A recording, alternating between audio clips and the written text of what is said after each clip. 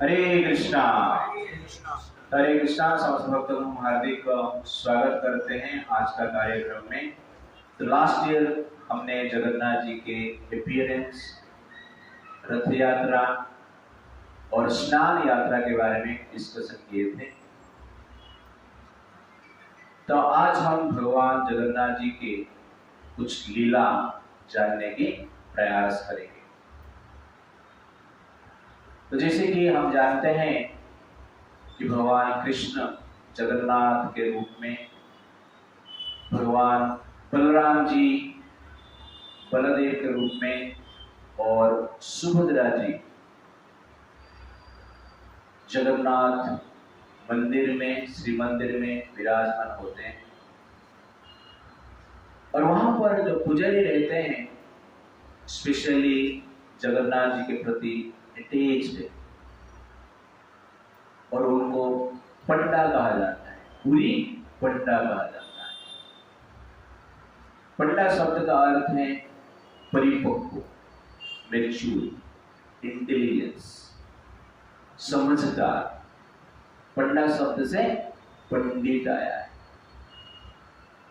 और भगवान के साथ उनका जो संबंध है एक प्रकार की स्पेशल है।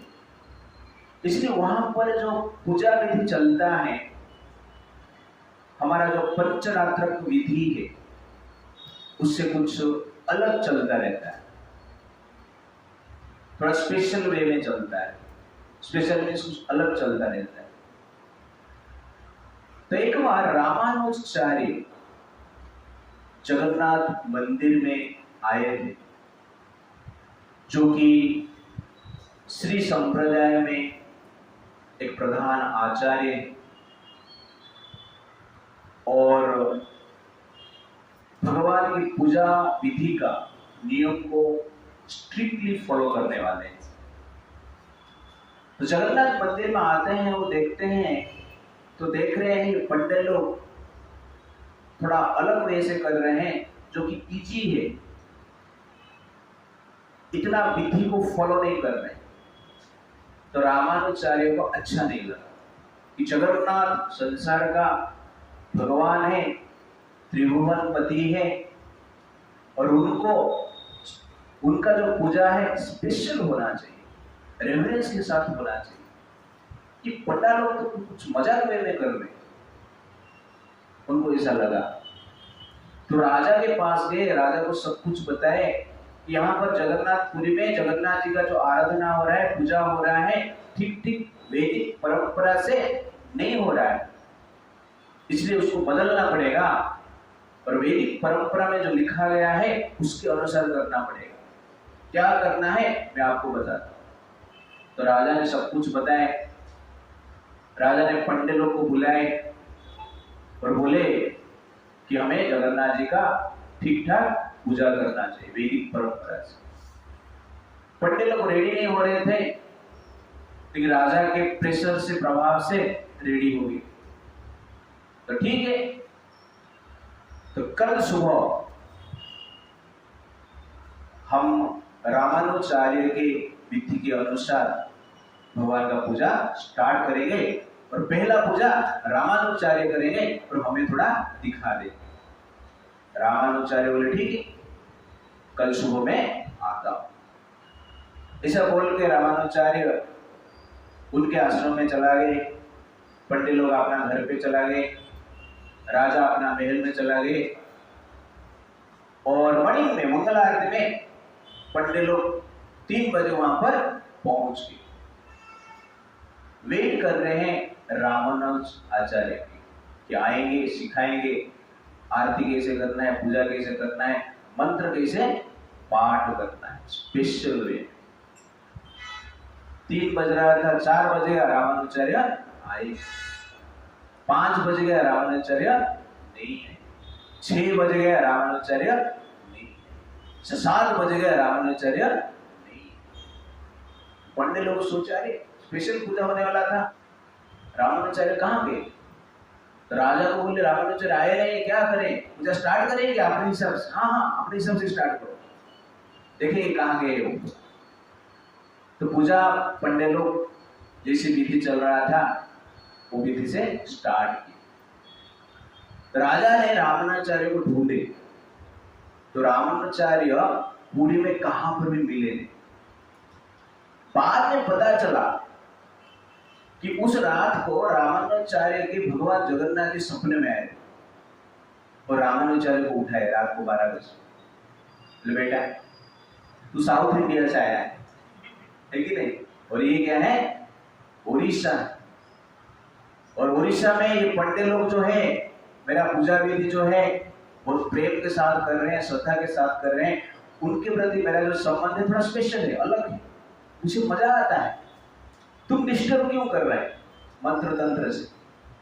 वो मंत्र तंत्र से मैं साउथ इंडिया से पक चुका हूं, इसलिए उड़ीसा में थोड़ा मुझे अलग स्पेशल प्रेम चाहिए, इसलिए यहां पर मैं संतुष्ट हूं।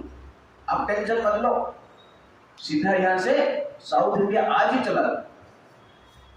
तो रामानुजाचार्य ने आज कैसे चला जाए, चिंता मत करो, मेरा एयरप्लेन में लेकर आया है गरुड़, साथ में भगवान गरुड़ को लेकर आए थे। तो बोलते गरुड़ के ऊपर बैठ, तो रामानुजाचार्य को गरुड़ के ऊपर बिठा के दक्षिण भारत में छोड़ देते। रातारात 12 बजे रामानुजाचार्य गरुड़ में बैठकर दक्षिण भारत में चला जाता है। और यहाँ पर जो पूजा है भगवान पंडित के हिसाब से चला जाता है। तो इस लीला से पता चलता है कि पंडित लोग जिस विधि से पूजा कर रहे हैं उस विधि को जगन्नाथ जी एक्सेप्ट कर रहे हैं, इसलिए हम भी एक्सेप्ट करना चाहिए। पुणे में जाएंगे, पंडित को पूछोगे कि मंदिर कभी खुलेगा, तो पंडित लोग बोले जगन्नाथ जी की इच्छा, उनका जब इच्छा होगा तब वो खुलेगा। इसलिए पुणे में कोई टाइम नहीं, कभी खुलेगा कभी बंद होगा। स्कूल में टाइम 7 बजे संध्या, 4:30 मंगलवार। पुणे में पता नहीं कौन सा टाइम में कौन सा आरती होता है, आप जाके खड़े रहो, जब खुलेगा दर्शन।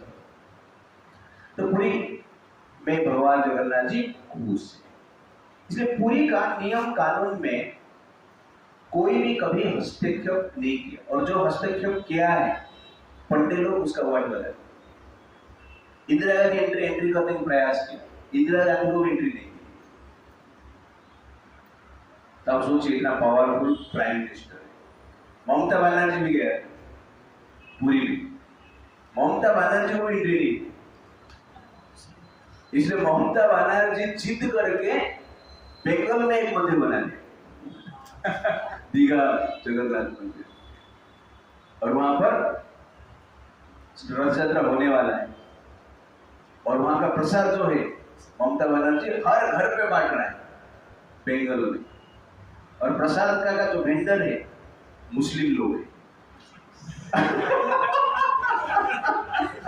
सब कुछ बिजनेस ठीक ठाक चला रहा है ममता जी। किसके प्रति ममता है पता नहीं, जगन्नाथ जी के प्रति और किसके प्रति।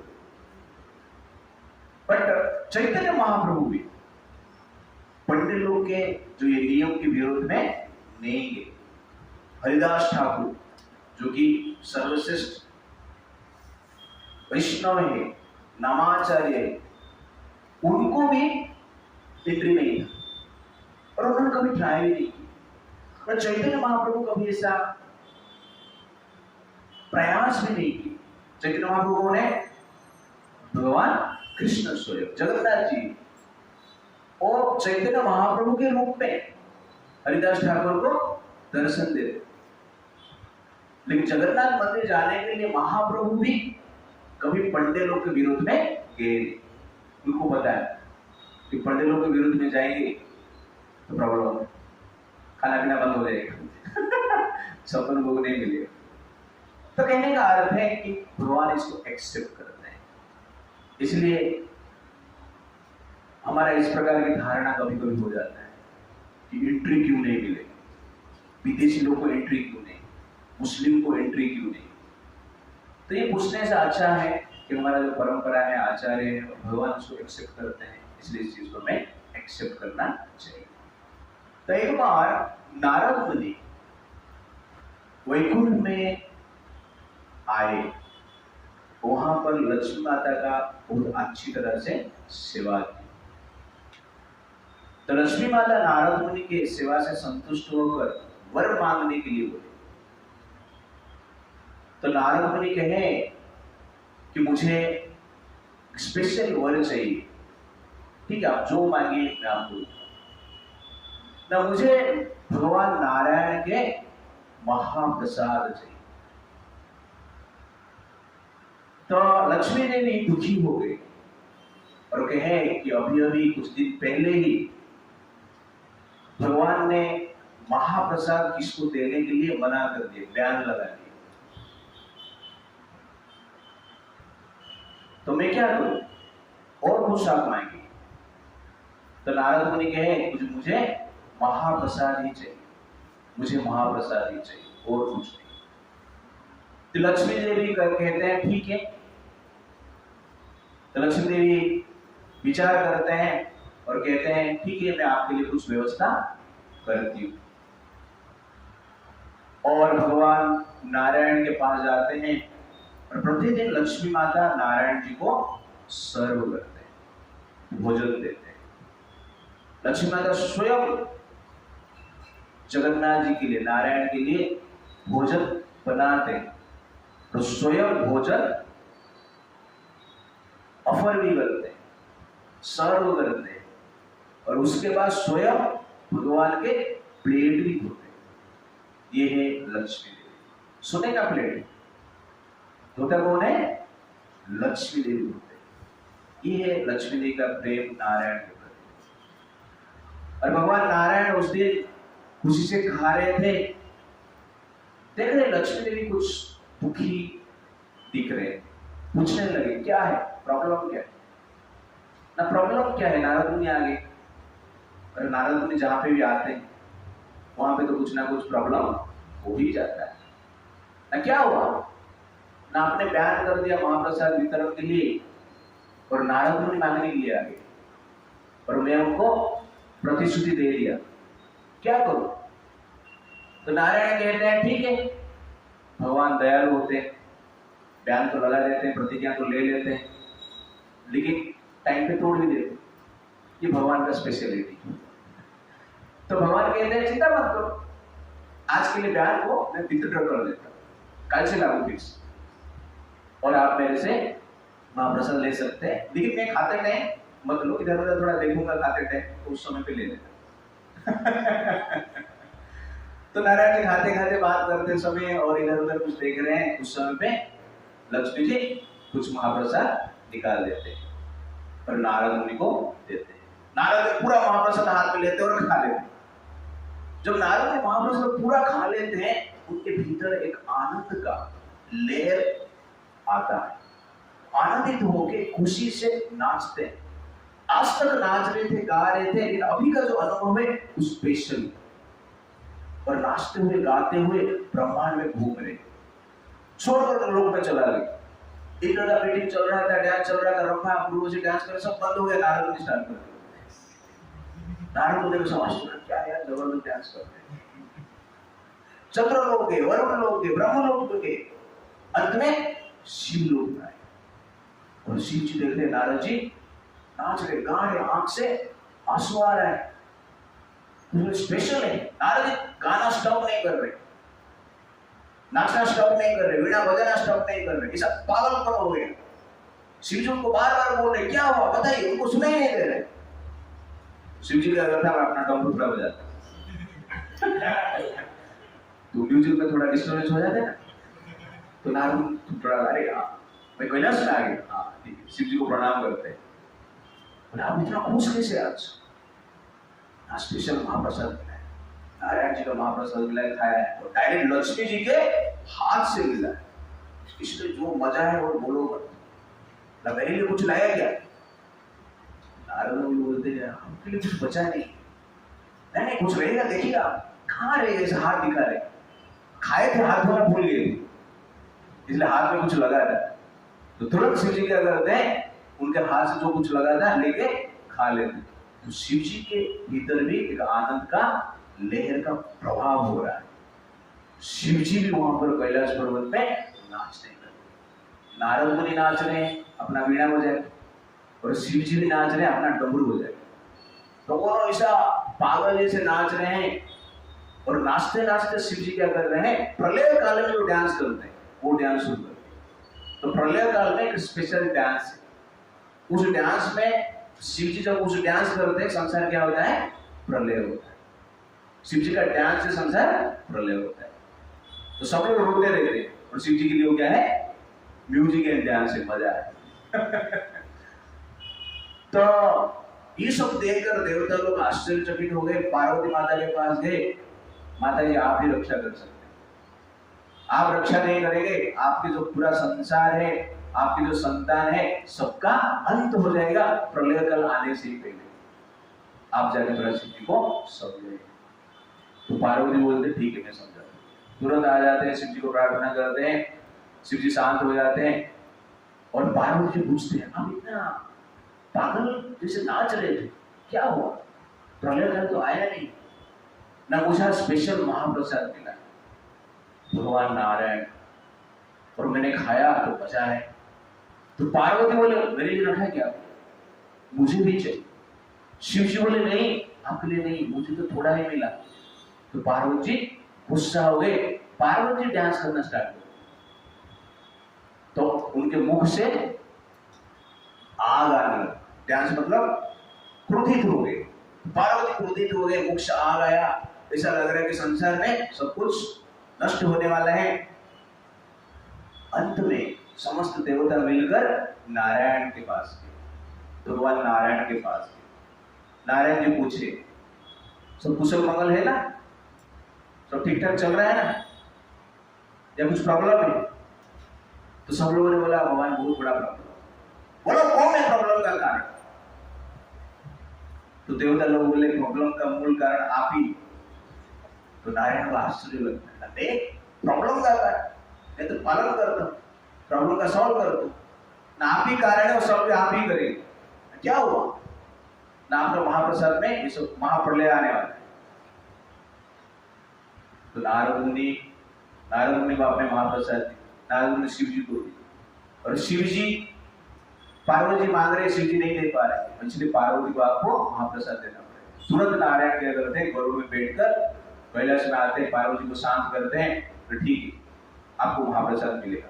पार्वती जी कहते हैं मुझे ही नहीं चाहिए, आपको महाप्रसाद देना है, पूरा संसार का जितने भी जीव है, जितने भी मनुष्य है, सबके लिए व्यवस्था करना है, तब जाके मैं शांत हूं।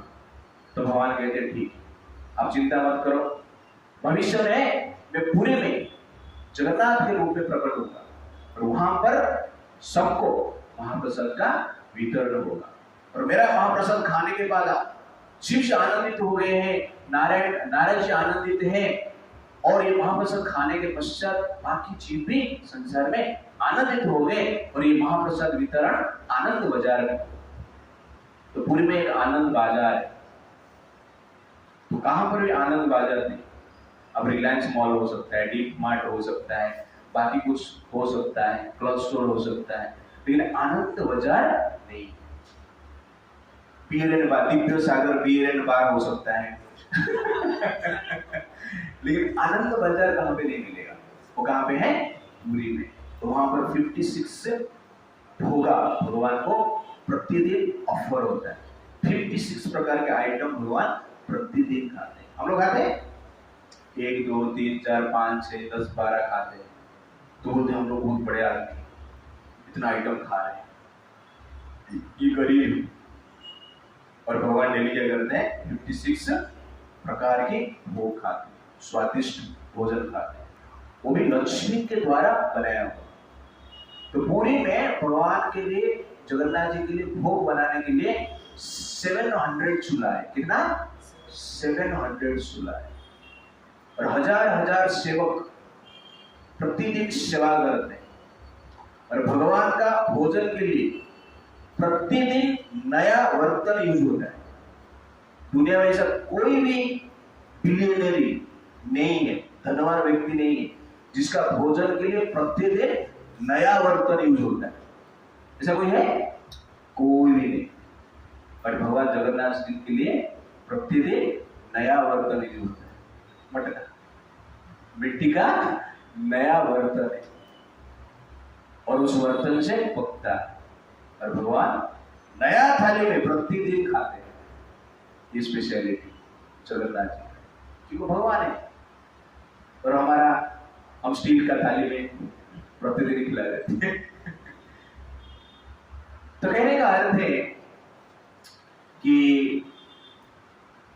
यहां पर देख रहे हैं कि पार्वती देवी की कृपा से समस्त जगत को महाप्रसाद प्राप्त हो रहा है और माता पार्वती प्रसाद पाने के लिए हट तो की है लेकिन वास्तव में हट किस लिए किए? पूरा संसार के लिए। तो महाप्रसाद कभी भी हमें मिलता है तो बांट के खाने। नारद जी स्वयं खा ले, शिव जी भी स्वयं खा ले, लेकिन पार्वती क्या बोले? सबको मिलना चाहिए। इसलिए महाप्रसाद कभी भी आता है, प्रसाद कभी भी आता है तो बांट के हमें खाना चाहिए।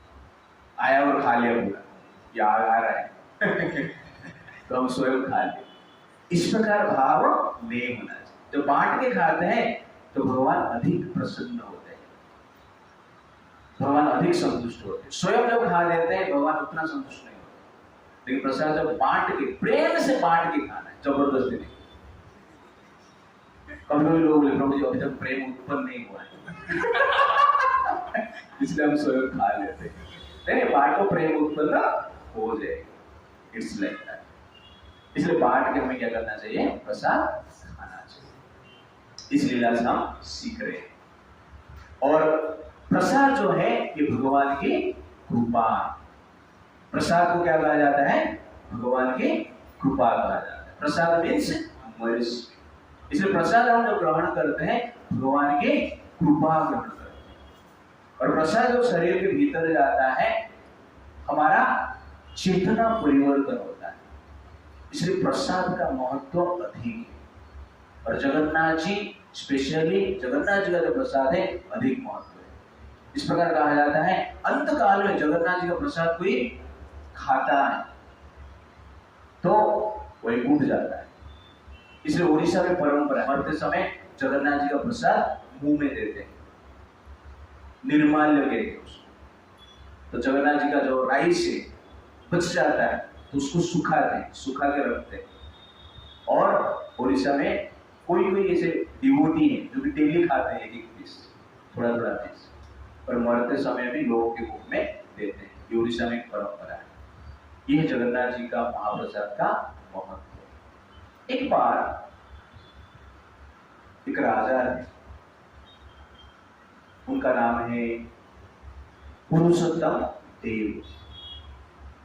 महान राजा थे, राज्य धर्म के अनुसार करते थे, लेकिन इतना कंफर्म वो थे कि इस उड़ीसा का जो राजा है जगन्नाथ, मैं केवल एक सेवक, इस भाव से वो राज्य करते थे और साथ साथ भगवान का भक्ति भी करते थे, जप करते थे, ध्यान करते थे और भगवान का पूजा पाठ भी करते थे। तो भक्ति और शक्ति दोनों को साथ में लेकर वो संसार में जी रहे थे। एक दिन उड़ीसा से वो कांचीपुर गए, जो कि साउथ इंडिया का एक प्लेस है। उस समय पे एक राज्य था कांचीपुर, और वहां पर गए और एक बगीचा में अपना डेरा डालकर, सैनिक रहते ना, राजा महाराजा आते तो सैनिक रहते, हम जाते तो हमारे साथ सिर्फ हमारा बैग ही रहता है, ओके तो राजा महाराज के साथ सैनिक रहते, तो डेरा डाल के बगीचा में थोड़ा आराम कर रहे थे। वहां पर कांचीपुर के राजा की बेटी पद्मावती उस बगीचा में आती घूमने के लिए, गार्डन में, और वहां पर पुरुषोत्तम देव को वो देखती है और पुरुषोत्तम देव भी पद्मावती को देखते हैं और दोनों परस्पर के प्रति आकर्षित हो जाते हैं, मन में विवाह की इच्छा होता है। और ये बात कांची राजा जान लेते हैं और पुरुषोत्तम देव को प्रतिश्रुति देते हैं कि आपके विवाह मेरी बेटी के साथ निश्चित होगा शुभ समय आने के पश्चात। तो इस प्रकार प्रतिश्रुति देते हैं। पुरुषोत्तम देव वहां से उड़ीसा में आ जाते हैं और भगवान की सेवा में, प्रजा के पालन में रहते हैं। कुछ समय के पश्चात कांचीपुर के राजा उनके मंत्री को भेजे कि आप जाइए पुरुषोत्तम देव के राज्य में, उड़ीसा में जाइए और उनका थोड़ा बिहेवियर जो है चेक कीजिए, किस प्रकार है, किस प्रकार राज्य कर रहे हैं, उनको थोड़ा जानने की प्रयास कीजिए, क्योंकि आगे जाके वो मेरे दामाद होने वाले हैं। तो मंत्री आते हैं, पुरुषोत्तम देव को मिलते हैं, उड़ीसा में कुछ समय रहते हैं। उस समय रथ यात्रा आने वाला था और पुरुषोत्तम देव कहते हैं कि आप तो आए हैं, रथ यात्रा कुछ दिन में प्रारंभ होने वाला है, निकट है, अब रहिए, रथ यात्रा देखते जाइए। तो मंत्री ठीक है और रुक जाते हैं। रथ यात्रा के दिन पुरुषोत्तम देव भगवान जगन्नाथ बलदेव का रथ के ऊपर जाते हैं, रथ को साफ सफाई करते हैं, सोने का झाड़ू लेकर झाड़ू मारते हैं, तीनों रथ को झाड़ू मारते हैं और उसके साथ साथ रथ चलने से पहले जो रोड है उसको भी झाड़ू मारते हैं। ये चीज कांची राजा के मंत्री देख रहे, देखकर उनको आश्चर्य लगा, अरे ये राजा है लेकिन चंडाल का काम कर रहे, इसलिए ये हमारे राजकन्या के विवाह के योग्य नहीं। किस प्रकार एक राजा का पुत्री एक चंडाल के साथ विवाह कर सकते हैं? कि झाड़ू मारने का कार्य क्या है, चंडाल लोग करते, राजा कभी नहीं करते। राजा का प्रेस्टीज है, पोजीशन है, इन्फ्लुएंस है, ये तो अपमान की बात है, ये हमारा अपमान है, ऐसा विचार करते हैं, वहां पर कुछ नहीं बोलते हैं। और रथ यात्रा के बाद वो कांचीपुर में आ जाते हैं, कांची राजा को बताते हैं कि ये चंडाल है, ये राजा नहीं, झाड़ू मारता है उधर। तो कांची राजा को भी अच्छा नहीं लगा कि मेरी पुत्री का विवाह इस चंडाल के साथ कभी नहीं हो सकता है, तो विवाह प्रस्ताव को कैंसिल कर दिया। पुरुषोत्तम देव को अच्छा नहीं लगा, उनको मन में विचार हुआ कि मैं कांची में आक्रमण करूंगा और पद्मावती का विवाह एक चंडाल के साथ करूंगा। इस प्रकार वो विचार करते और कुछ समय के पश्चात अपना सैन्य बल को लेकर पुरुषोत्तम देव कांची राजा के ऊपर अटैक करते।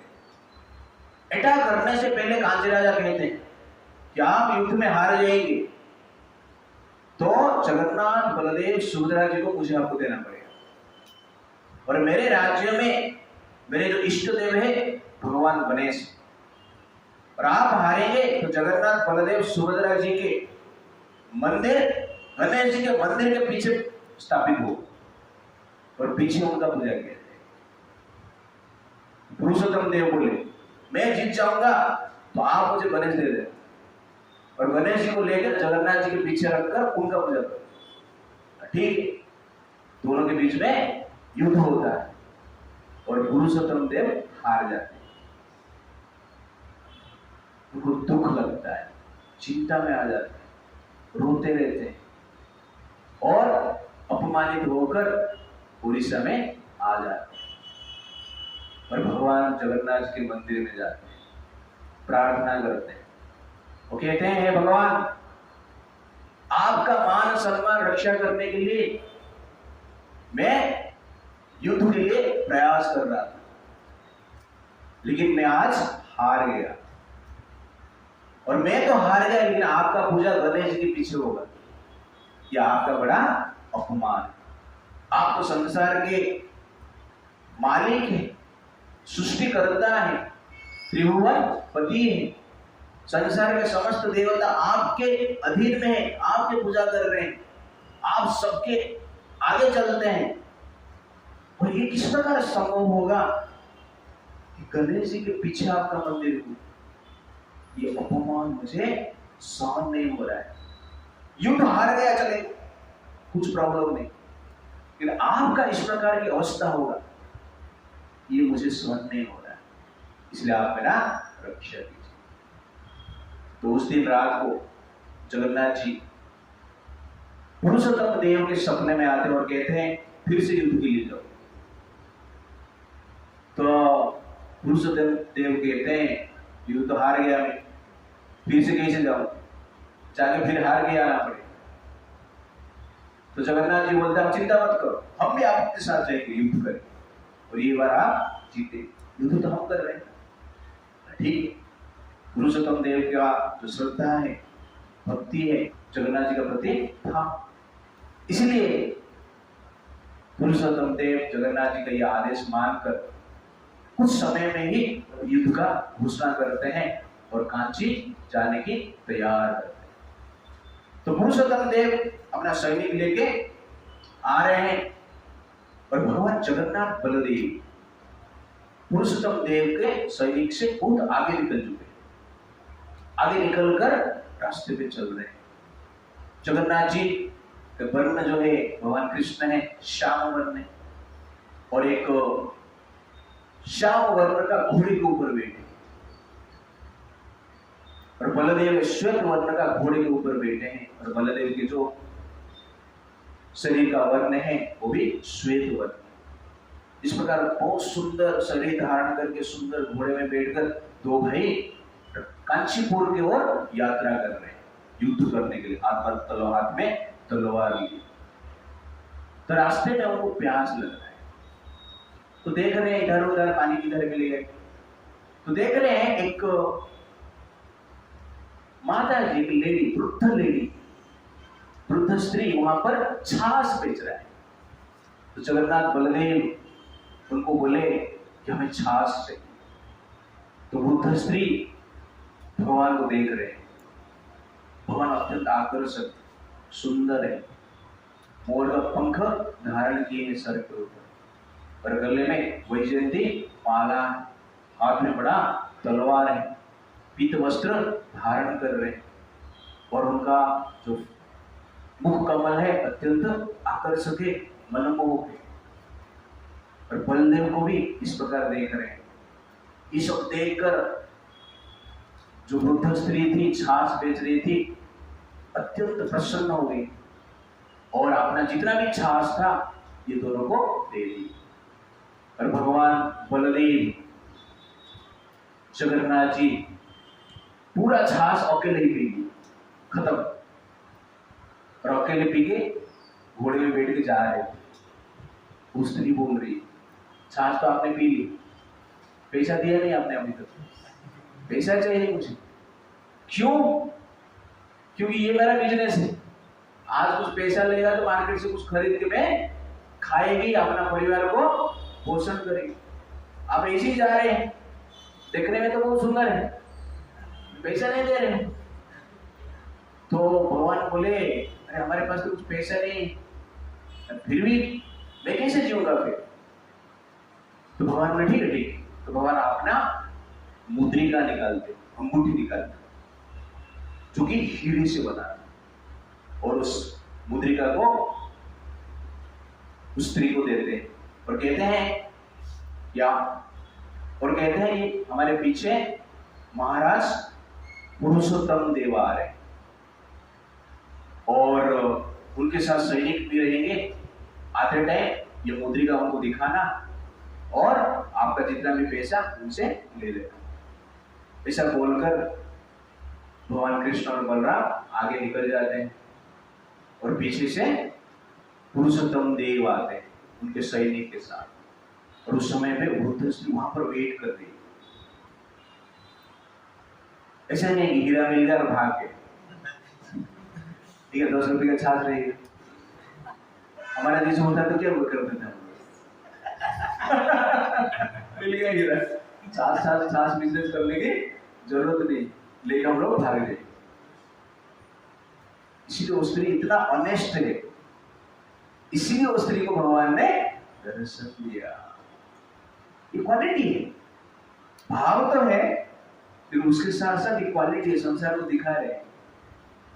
और यहाँ वहां पर वो स्त्री 1 घंटा 2 घंटा 3 घंटा 4 5 घंटा वेट करती हीरो को लेके, राजा आएंगे सोच इसे हीरे लेके नहीं भागती, और शाम तक वेट करती। तो पुरुषोत्तम देव आते हैं, तो पुरुषोत्तम देव को रोकते हैं और कहते हैं कि आपके 2 सैनिक यहाँ पर आए थे और मैंने छाछ पी के गए हैं। तो पुरुषोत्तम बोले कौन सा 2 सैनिक? हमारा सैनिक तो मेरे पीछे ही है। नहीं 2 सैनिक, श्याम वर्ण का एक लड़का था, श्याम वर्ण का घोड़ा था, एक श्वेत वर्ण का लड़का था, श्वेत वर्ण का घोड़ा था, देखने में बहुत सुंदर है, तलवार लेके जा रहे थे। नहीं ऐसा कैसे हो सकता है? तो उस समय पे वो हीरा जो मुद्री का है, अंगूठी, वो दिखाया। तो पुरुषोत्तम देव उसको देखते हैं, आश्चर्यचकित हो जाते हैं, अरे ये तो मुद्री का जगन्नाथ जी का है, जगन्नाथ जी इसको पहनते हैं, इनके पास आया कैसे? इसका अर्थ है ये जो स्त्री है भगवान का दर्शन किया, तुरंत ही घोड़े से उतर जाते, उस स्त्री को दंडवत प्रणाम करते हैं और कहते हैं कि आप बहुत भाग्यवान हैं, भगवान कृष्ण का और बलराम जी को आपने दर्शन किए, और मैं इतना पापी हूं, आज तक दर्शन नहीं किया, मैं तो राजा हूं, वास्तव में आप भाग्यवान हैं। और आपके हाथ से भगवान कृष्ण ने छाछ ग्रहण किए और आपको मुद्रिका भी दिए, इसलिए मेरे से करोड़ गुना भाग्यवान आप हैं। इसलिए मैं आज से आपको और कुछ गांव देता हूं। तो उनको महाराज पुरुषोत्तम देव और कुछ गांव का हेड बना देते उस स्त्री को, और उसके साथ साथ जिस स्थान में भगवान कृष्ण और बलराम छाछ पिए थे, उस स्थान में एक गांव का निर्माण करते हैं। उस गांव का नाम रखते हैं माणिक पाटना। क्या रखते हैं? माणिक पाटना। तो उस वृद्ध स्त्री का नाम क्या थे? माणिक। इसलिए उस गांव का नाम पुरुषोत्तम देव ने माणिक पाटना रखा। उसके बाद वो वृद्ध स्त्री भगवान का नित्य निरंतर ध्यान करते हुए उस गांव में रहती है और अंत में भगवान के पास जाती है। उसके पश्चात पुरुषोत्तम देव आगे बढ़ते हैं, कांची राजा के साथ उनका युद्ध होता है, घमासान युद्ध चलता है, और कांची राजा देख रहे हैं ये पुरुषोत्तम देव के 2 सैनिक जो है, एक श्याम वर्ण का और श्वेत वर्ण का, ये दोनों ऐसा युद्ध कर रहे हैं मानो ऑपरेशन सिंदूर ही चल रहा है। अभी खत्म हो जाएगा, सीज फायर करना ही पड़ेगा और कुछ उपाय नहीं। तो सीज फायर करने के लिए कांची महाराज आते हैं और सीज फायर हो जाता है। युद्ध कांची महाराज हार जाते हैं और उस समय पे पद्मावती को बंदी करके पुरुषोत्तम देव अपने राज्य में लेकर आते हैं। अपना मंत्री को बोलते हैं एक चंडल को ढूंढो, चंडल के साथ ही इसका विवाह होना चाहिए, उसका पिताजी का अपमान होना चाहिए, मेरे अपमान किया था इसलिए पिताजी का भी अपमान होना चाहिए, बदला लूंगा, चंडाल को खोजो। तो मंत्री कहते हैं ठीक है चंडाल को खोजे, लेकिन योग्य चंडाल को खोजना पड़ेगा, थोड़ा टाइम चाहिए, हाँ जितना टाइम लेना है ले लो, चंडाल के साथ ही विवाह करना है। ठीक, तो मंत्री अपने घर पे लेके पद्मावती को रखते हैं और वेट करते हैं, उनको खाना पीना देकर आराम से राजकन्या है शादी से रखते हैं। मंत्री बहुत चालू है, 1 साल रखा, बीच बीच में पुरुषोत्तम देव पूछ रहे हैं कि तू चंडल को मिला, चंडल ढूंढा कि नहीं? ढूंढ रहा हूँ। अच्छा तो मिलना चाहिए ना। अच्छा कहाँ पर भी जाता हूँ बेवड़े मिलते मुझे। मच्छी मटन खाने वाला ना, चंडल मच्छी मटन नहीं खाएगा ना, बेवड़ा ही होगा नहीं, फिर कुछ अच्छे रहते हैं, मैं ढूंढ रहा हूँ, टाइम आएगा तो मिलेंगे, आप थोड़ा वेट कीजिए, हाँ जल्दी जल्दी। तो पुरुषोत्तम देव बार बार पूछ रहे, फिर भी मंत्री शांत, मंत्री है ना बुद्धिमान व्यक्ति, तो इसे टाइम जाते जाते फिर से रथ यात्रा आ जाता है। और रथ यात्रा के दिन मंत्री जी पद्मावती को बोलते हैं, आज अच्छी तरह से श्रृंगार होना, आपका विवाह आज होगा। पद्मावती डर जाती, ऊंचा चंडाल मिलेगा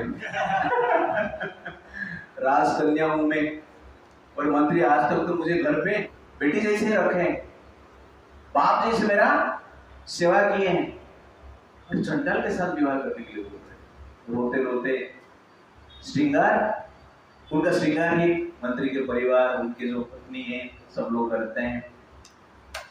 और पद्मावती को लेके घर से निकलते। पद्मावती पूछ रहे कहां पर जा रहे हैं? शादी है आपका? कहां पर शादी होगा? सबसे बेस्ट चंदा, उसके साथ ही शादी करेंगे। ठीक। पद्मावती रोते रोते जा रहे हैं, भगवान को प्रार्थना कर रहे हैं क्या होगा मेरा। और उस समय पे रथ यात्रा चल रहा था, रथ के पास लेके जाते। और उस समय पे पुरुषोत्तम देव सोने का झाड़ू लेके भगवान जगन्नाथ जी के रथ को साफ कर रहे हैं। उस समय पे मंत्री पद्मावती को लेकर पहुंचते हैं, महाराज चंडन मिल गया। पुरुषोत्तम देव बोलते हैं, अरे मिल गया तो शादी करो ना, मेरे पास टाइम नहीं है इसको देखने के लिए, भगवान का सेवा चल रहा है, ये महत्वपूर्ण है, चलो इसका शादी चंडन जो भी मिला शादी कर दो। महाराज सुनो तो थोड़ा, स्पेशल चंडन है वो। ठीक है बताओ कौन है चंडाल? ना आप ही हो चंडाल। आश्चर्य, मैं कैसे चंडाल हो गया? झाड़ू तो मार रहे हैं आप ही, तो आप ही स्पेशल चंडाल, इसलिए शादी आपके शादी हो।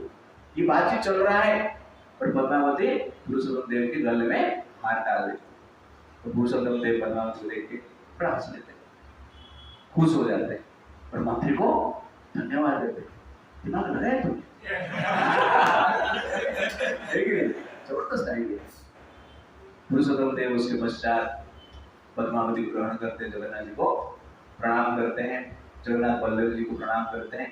रथ यात्रा के दिन रथ के ऊपर जगन्नाथ जी के सामने पद्मावती का विवाह किसके साथ होता है? पुरुषोत्तम देव के साथ। और भाग्य है ना। हाँ, तो इस प्रकार पुरुषोत्तम देव का विवाह पद्मावती के साथ हुआ। तो इस लीला से हम देख रहे हैं किस प्रकार पुरुषोत्तम देव जो दुखी हो गए, कारण क्या था? युद्ध हार गए थे इसलिए दुखी नहीं होते। जगन्नाथ जी गणेश जी के पीछे रहे इसीलिए तो दुखी हो गए, इसलिए भगवान उनको युद्ध में जीता है, स्वयं जाके युद्ध किए।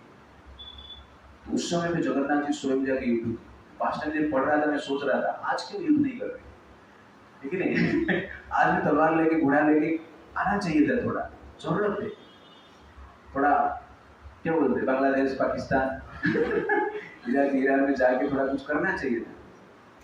क्यों नहीं आ रहे? कारण क्या है?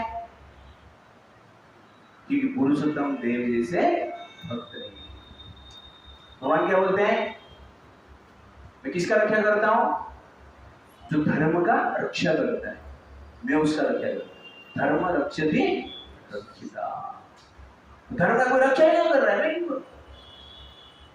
इसलिए धर्म का रक्षा होगा तो भगवान निश्चित रूप से रक्षा करने के लिए आए। जो भगवान कहते हैं धर्म रक्षति रक्षिता, इसका अर्थ ये है आप धर्म का रक्षा करो, मैं आपका निश्चित रूप से रक्षा करो। कोई भी आजकल देखेंगे ज्यादा हिंदू से धर्म का रक्षा के बारे में सोचता ही नहीं। इसे धर्म रक्षा की आवश्यकता है और धर्म रक्षा करने के हम प्रयास करेंगे तो धर्म अपने आप हमारा रक्षा करेगा। ये बात एक मुस्लिम बोल रहा है, एक्स मुस्लिम के रिपोर्टर ने पूछा, ये हिंदू लोग का भगवान को बोलते धर्म रक्षित रक्षित, हिंदू को कोई रक्षा नहीं कर रहा है, ये लोग तो मुर्गी जैसे कट रहे हैं, मुर्गी कम कटता रहेगा, ये ज्यादा कट रहे हैं, इसका कारण क्या है? वो मुस्लिम बोलता है कि हिंदू लोग किधर धर्म का रक्षा करते हैं, मंदिर के ऊपर अटैक होता है कुछ नहीं करते हैं, स्त्री के ऊपर अटैक होता है ये कुछ नहीं करते हैं, बस महाप्रसाद खा के महाप्रसाद को भी, तो क्या होगा? रक्षा क्या करेगा? तो मुस्लिम बोल रहा है,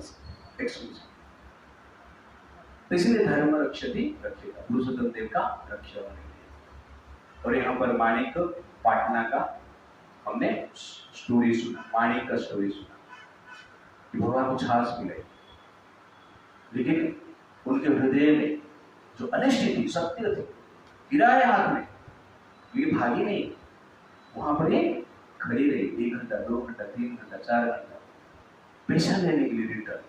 मेरे के बदले कितना मिले? 10 रुपया 20 रुपया 30 रुपया मिले उस समय के हिसाब से।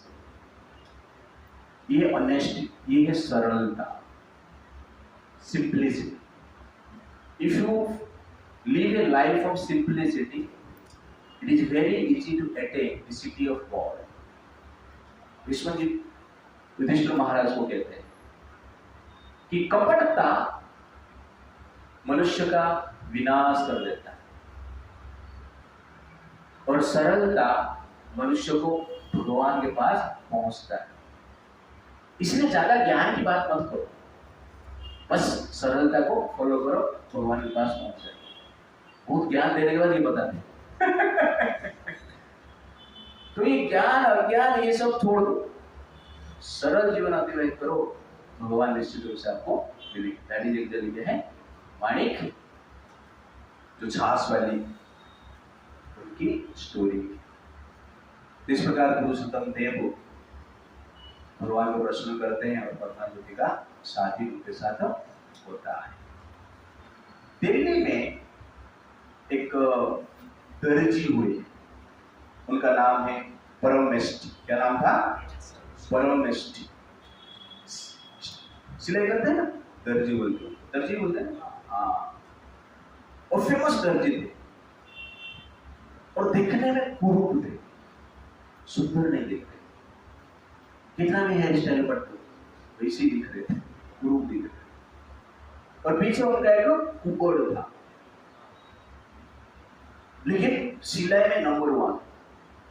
इसलिए दिल्ली का बादशाह एक बहुत सुंदर कपड़ा उनको दिए जो कि सोने से एम्ब्रॉयडिंग हुआ था और हीरे भी जड़ित हुआ था कपड़े, और कहे कि 2 कपड़ा का आप तकिया बनाना। तो परमेश्वर जी वो कपड़े को देखते हैं और कहते हैं हाँ ठीक। देखते ही उनको याद आता है बहुत सुंदर कपड़ा है, ये कपड़ा जगन्नाथ जी के लिए यूज होना चाहिए। मन में आप सोचते हैं ये राजा के लिए क्या है कपड़ा यूज करना चाहिए, बोलते नहीं, मन में ये सोच रहे। और राजा को कहते हैं ठीक है, राजा के जो